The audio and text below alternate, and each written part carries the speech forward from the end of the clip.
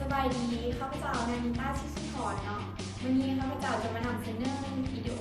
เกี่ยวกับการจัดการเรียนรู้แบบค้นพบหรือว่า Discover New Zone เนาะซึ่งจะเป็นอย่างได้งานเอาไปติดตามรับฟังนะคะสนุกของเอง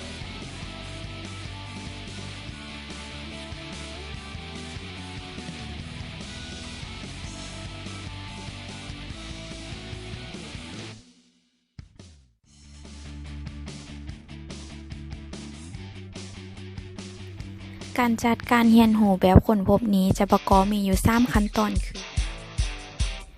ขั้นตอนที่1แม่นคันนำเข้าสู่บทสำหรับขั้นตอนนี้เนาะครูจะได้สร้างความสนใจหรือว่ากระตุ้นความสนใจของผู้เรียนเนาะให้สนใจเกี่ยวกับปัญหาที่จะเรียน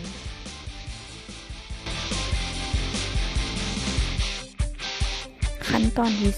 2ขั้นเรียนรู้สำหรับขั้นตอนที่2นี่แม่นครูจะได้แบ่งนักเรียนออกเป็นกลุ่มตามความเหมาะสม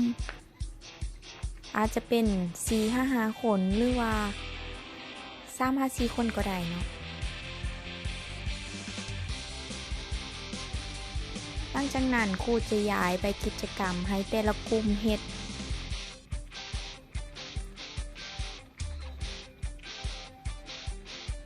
โดยที่ครูจะเป็นผู้ให้คำแนะนำเกี่ยวกับการเฮ็ดใบกิจกรรมดังกล่าว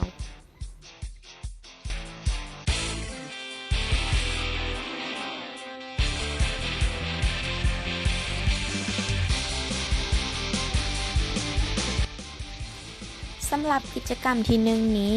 แม่นครูจะย้ายแว่นขยายให้นักเรียนแต่ละกลุ่มเฮ็ดการสังเกตเบิ่งหนังสือว่ามันเป็นแนวใดเนาะเพื่อตอบคำถามที่อาจารย์ให้ไปอยู่ในใบกิจกรรมก่อนนั้นนี้แล้วโดยนำเอาข้อมูลที่ได้จากการสังเกตและข้อมูลที่ได้จากการค้นคว้าตามเอกสารมาเฮ็ดการวิเคราะห์และเปรียบเทียบเพื่อหาข้อสรุปแล้วนำเอาข้อสรุปที่ได้ไปเขียนใส่ใบกิจกรรม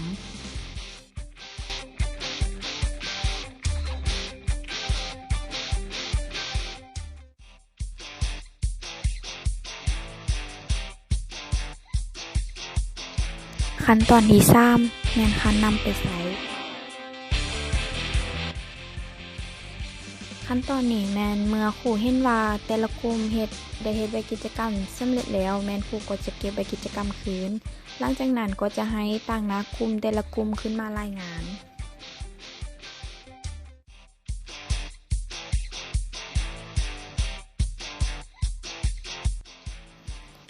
หลังจากรายงานสำเร็จแล้วครูก็จะย้ายแบบทดสอบให้นักเรียนแต่ละคนเฮ็ด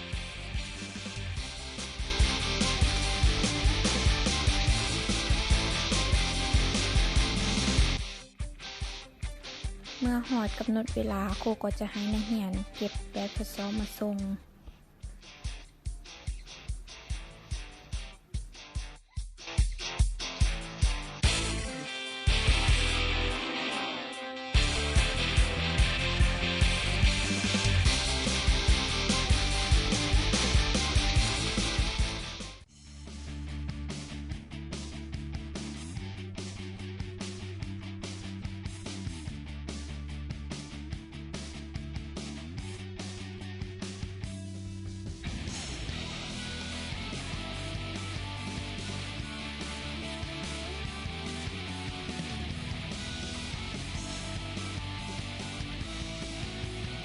ได้นำพานการติดตามรับชมวิดีโอไปเนาะ